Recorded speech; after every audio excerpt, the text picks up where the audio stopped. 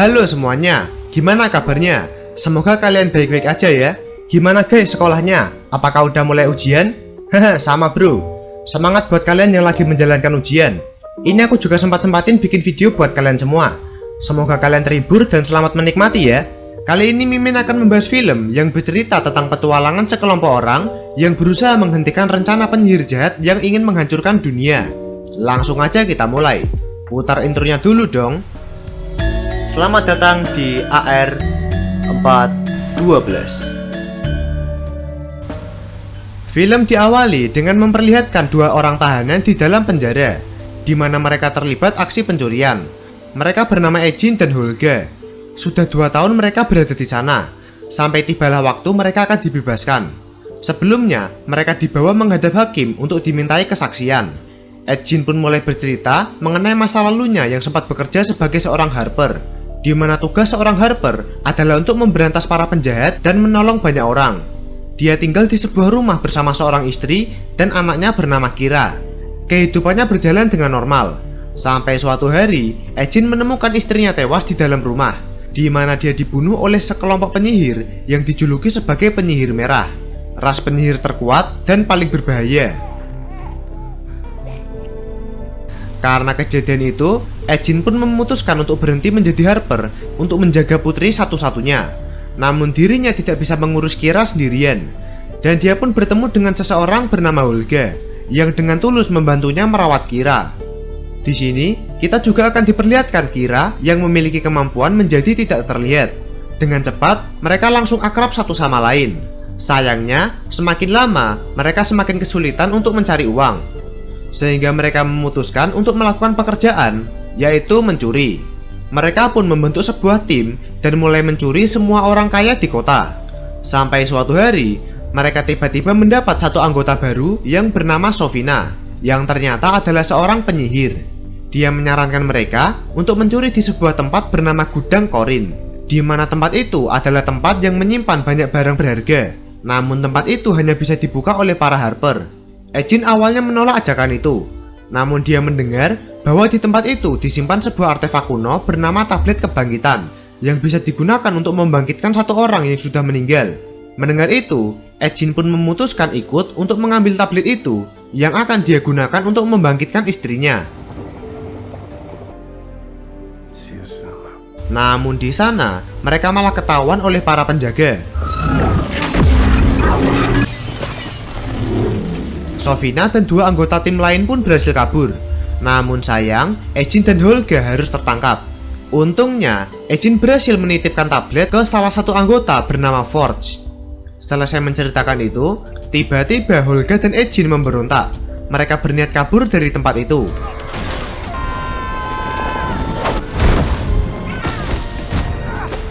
Mereka lalu melakukan perjalanan panjang untuk kembali ke rumah dan menemui Kira. Namun sesampainya di sana, mereka malah dikejutkan dengan berita bahwa Forge telah dinobatkan sebagai seorang raja di daerah itu. Mengetahui itu, mereka berdua pun berniat mengunjungi Forge. Dan di sana, mereka malah ketemu dengan Kira, yang ternyata selama ini dirawat oleh Forge. Ejin dan Holga pun bertemu dengan Forge. Di sini dia menjelaskan bahwa dia menjadi raja untuk menggantikan pemimpin sebelumnya yang tidak sadarkan diri karena alasan yang tidak jelas. Dia juga menjadikan Sofina sebagai seorang penasihat kerajaan. Ejin lalu menagih tablet kebangkitan miliknya. Namun anehnya, Forge tidak mau memberikannya. Dan ya, ternyata Forge mengkhianati mereka. Kejadian ketika Ejin dan Holga ditangkap memang sudah direncanakan oleh Forge dan Sofina. Dia bahkan menghasut Kira dengan berkata bahwa Ejin sebenarnya tidak peduli padanya. Mendengar itu membuat Kira pun kecewa dan membenci ayahnya. Ejin pun kesal dan mencoba menyerang. Namun usahanya berhasil digagalkan. Ejin dan Holga pun dibawa oleh pasukan untuk dieksekusi mati.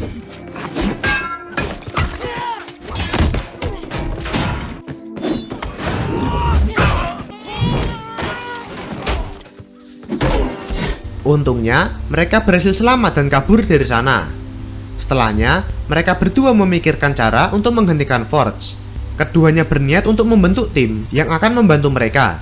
Orang pertama yang direkrut adalah Simon, seorang penyihir yang dulu sempat menjadi pencuri bersama Ejin dan Holga. terlihat Simon yang sedang mengadakan pertunjukan sulap sambil mencuri barang para penonton. Namun sayangnya dia malah ketahuan.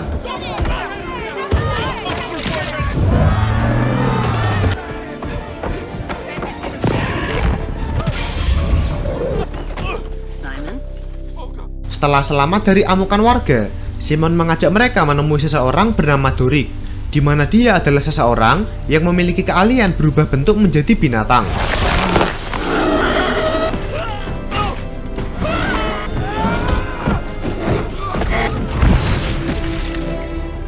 Mendengar ajakan untuk menghentikan Forge, Dorik pun langsung menerimanya, karena dia juga ingin balas dendam pada Forge yang telah menebang habis hutan tempat tinggalnya. Dan tim mereka pun sudah siap. Mereka lalu membentuk rencana untuk mencari lokasi tablet kebangkitan disimpan. Dorik akan menyusup ke dalam istana dan mencarinya. Dan dia menemukan sebuah ruangan aneh yang dikunci dengan sihir milik Sofina. Namun sayangnya, dia berhasil ketahuan para penjaga yang langsung mengejarnya.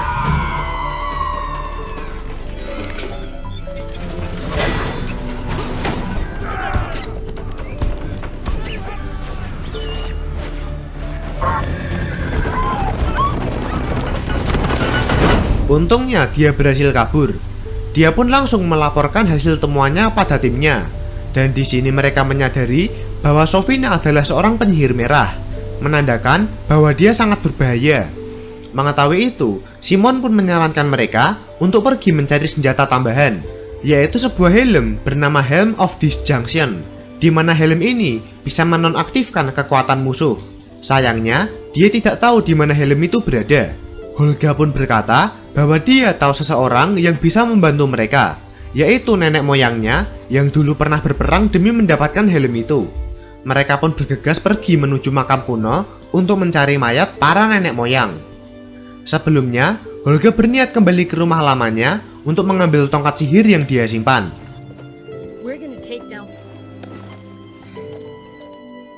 Sesampainya di makam, Simon mengeluarkan sebuah jimat, di mana jimat itu bisa digunakan untuk menghidupkan mayat yang kemudian bisa mereka berikan 5 pertanyaan.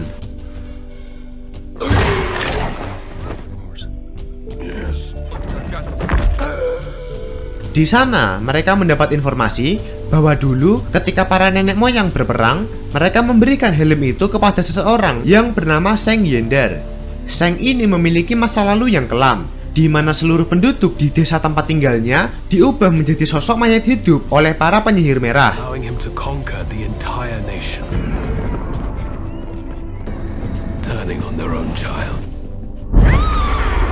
Saat ini, Seng sudah menjadi seorang pemimpin di sebuah desa, di mana dia adalah sosok yang dihormati oleh semua warga desa.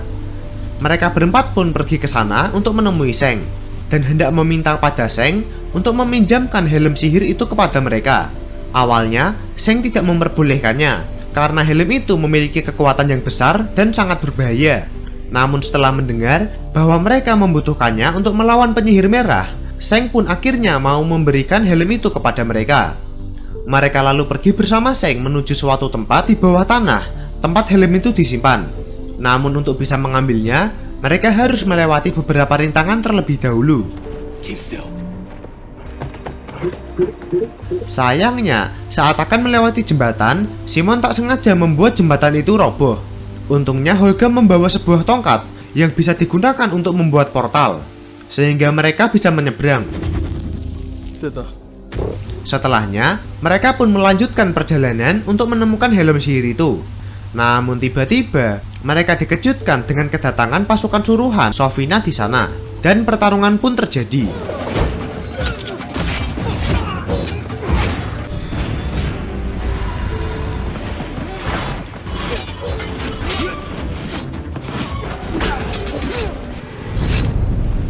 Untungnya mereka berhasil selamat. Namun saat mereka akan kabur, tiba-tiba terdengar suara aneh dari tempat itu. Ya, terdapat seekor naga ukuran badak di sana yang langsung menyerang mereka.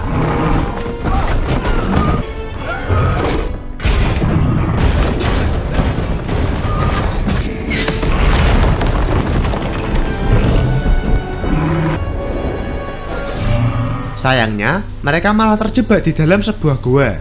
Melihat gua itu akan runtuh, Ejin segera menyuruh Simon untuk menggunakan sihirnya supaya mereka bisa kabur dari sana. Dan untungnya mereka selamat. Setelahnya, Seng pun pamit untuk pulang kembali ke desanya. Sedangkan Ejin, Holga, Simon, dan Dorik akan menuju ke kerajaan dan mengalahkan Forge. Sebelumnya, Simon sempat mencoba memakai helm itu. Dia pun mendapat penglihatan seorang kakek yang melarang Simon memakai helm itu karena dia belum layak memakainya.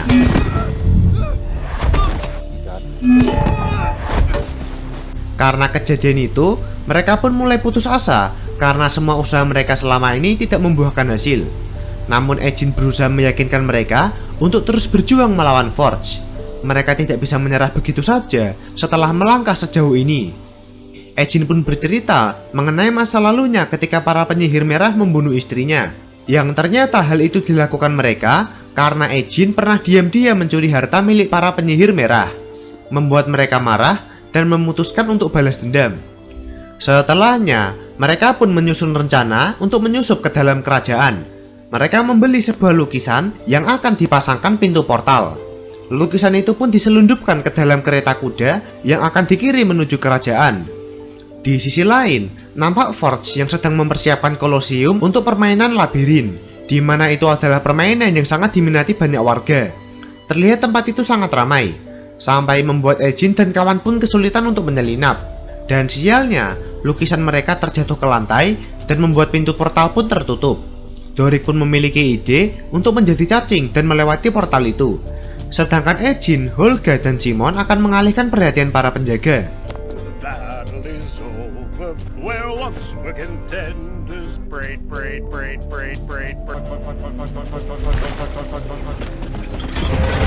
Mereka lalu segera bekerja sama untuk masuk ke dalam ruang harta milik kerajaan. Di tengah perjalanan, Simon mencoba lagi untuk memakai helm sihir dan bertemu dengan si kakek. Namun karena sudah muak, Simon langsung meninjunya, membuat dia akhirnya bisa mengendalikan helm itu. Mereka pun akhirnya berhasil masuk ke ruang harta. Namun mereka dibuat bingung karena ruangan itu kosong. Dan tiba-tiba mereka berhasil tertangkap oleh sihir Sofina. Ternyata Forge sudah menduga kedatangan mereka, sehingga dia memindahkan semua hartanya ke pulau lain. Karena semuanya sudah tertangkap, Forge berniat memasukkan mereka berempat ke dalam permainan labirin, di mana mereka harus bertahan hidup dan melawan para monster di sana. Kekuatan sihir mereka tidak akan bisa digunakan di sini karena mereka telah dipasangi gelang penghambat sihir.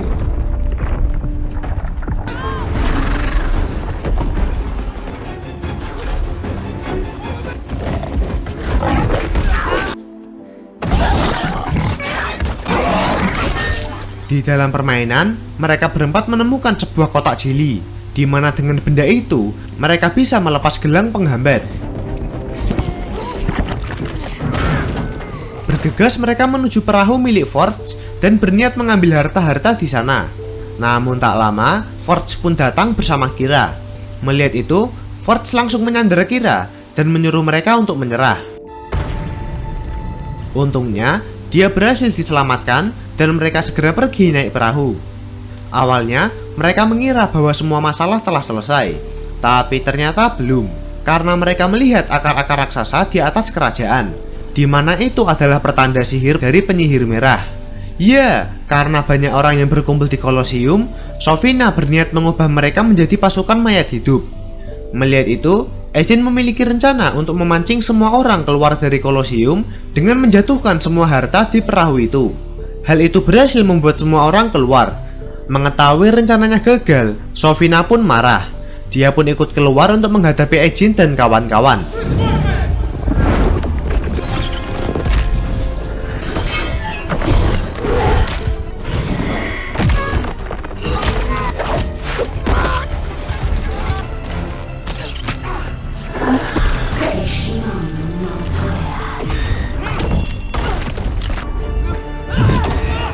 Dengan mudah, Sofina mengalahkan mereka semua. Dia lalu menggunakan sihir penghenti waktu, sehingga mereka tidak bisa bergerak, membuka kesempatan Sofina untuk mengakhiri hidup mereka. Namun tiba-tiba, Ya, ternyata Simon bisa menangkal sihir penghenti waktu itu. Dengan pengalihan itu, Kira dengan kemampuan tak terlihatnya langsung memasangkan gelang penghambat sihir pada Sofina, sehingga Sofina pun berhasil dikalahkan. Sayangnya, karena pertarungan itu, Holga pun mendapat luka yang cukup parah, sehingga dia pun harus tewas. Melihat itu, Ejin pun merasa sedih. Namun dia teringat dengan tablet kebangkitan miliknya. Dia menggunakan tablet itu untuk membangkitkan Holga, sehingga mereka pun bisa bersama kembali. Dengan kalahnya Sofina, semua sihirnya pun berhasil dimatikan, sehingga sang raja pun akhirnya bisa bangun dari tidurnya. Berkat jasanya, Ejin dan kawan-kawan pun dinobatkan sebagai seorang pahlawan kerajaan, dan mereka akan melanjutkan pekerjaan mereka sebagai seorang Harper. Dan film pun tamat. Sekian alur cerita untuk film Dungeons and Dragons Honor Among Thieves 2023. Gimana menurut kalian tentang film satu ini? Atau mungkin kalian punya rekomendasi film yang bisa dibahas di video selanjutnya? Bisa request di komentar. Dan kalau ada kritik atau saran, langsung aja tulis di komentar agar kami bisa berusaha untuk menjadi lebih baik. Terima kasih telah menonton video kami, dan see you next time.